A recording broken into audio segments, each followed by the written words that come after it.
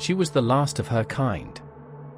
Launched in 1940 and commissioned in 1942, HMS Anson was the fifth and final battleship of the King George V class, a class built in response to rising threats from Germany, Italy, and Japan. While her sisters, Prince of Wales, Duke of York, King George V, and Howe, carved their names into history through iconic battles, Anson would follow a different path. Her name honored Admiral George Anson, an 18th-century Royal Navy hero. But this Anson would not fight in the grand fleet actions of naval law. Instead, she would quietly serve, hold the line, and support the war from behind the scenes, powerful, prepared, but largely unseen. Armed with 10 14-inch guns, advanced fire control systems, and thick armor, HMS Anson was a formidable warship, modern, sleek, and more refined than her older sisters, thanks to lessons learned during early war operations. Her first major role came in the frigid waters of the Arctic. As German U-boats and aircraft targeted Allied convoys bound for the Soviet Union, Anson joined the home fleet, guarding merchant ships braving the icy north. The Arctic convoys were some of the most dangerous missions in the war, and Anson was there to protect them, staring down the threat of the Tirpitz, German submarines, and the ever-present danger of storms and ice.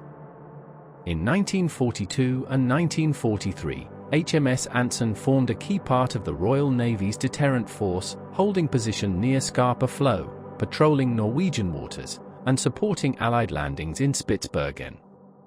Her presence helped prevent German surface raiders from breaking loose, giving the convoys their best chance to reach Murmansk. But HMS Anson's guns, massive and ready, were rarely fired in anger. Instead, her war was cold, patient, and quiet. And soon, it would shift east, toward the final front. By 1944, the tide of war had turned. Germany was retreating, Italy had surrendered, and the eyes of the world shifted east, toward Japan. The Royal Navy formed the British Pacific Fleet, a powerful force designed to support the Americans in the final stages of the war. HMS Anson was among the capital ships chosen for this new theater. Her Arctic service had kept her out of the spotlight, but now she would steam toward the vast, sun-scorched waters of the Pacific. She left home, joined Task Force 112, and arrived at Sydney in early 1945. But the Pacific War was moving at lightning speed.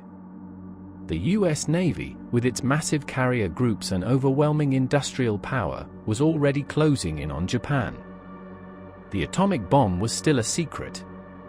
The planned invasion of the Japanese home islands, Operation Downfall, loomed large. HMS Anson was ready, her crew trained, her guns primed, her hull bristling with armor and radar. But before she could fire a shot in anger, history changed course.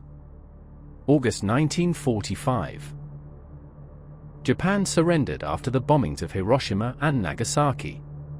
The war was over. Anson had crossed half the world to fight in a war that ended before she could strike. In the months that followed, she remained in the Far East, helping oversee the Japanese surrender of territories, transporting personnel, and representing British naval strength during the Allied occupation. But peace had no place for battleships. By 1947, HMS Anson was back in home waters, her guns quiet, her decks cleared.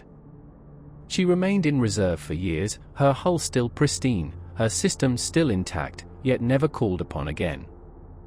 In 1957, after just 15 years of service, HMS Anson was sold for scrap. And yet, her story mattered. She stood guard when convoys sailed through hell. She steamed halfway around the world in readiness for the final fight. She served with power, without the need for violence. In a war where destruction reigned, HMS Anson was a silent giant. A battleship that did her duty, without ever having to fire. Thanks for watching. Don't forget to like, subscribe, and join us next time for more Ships of War.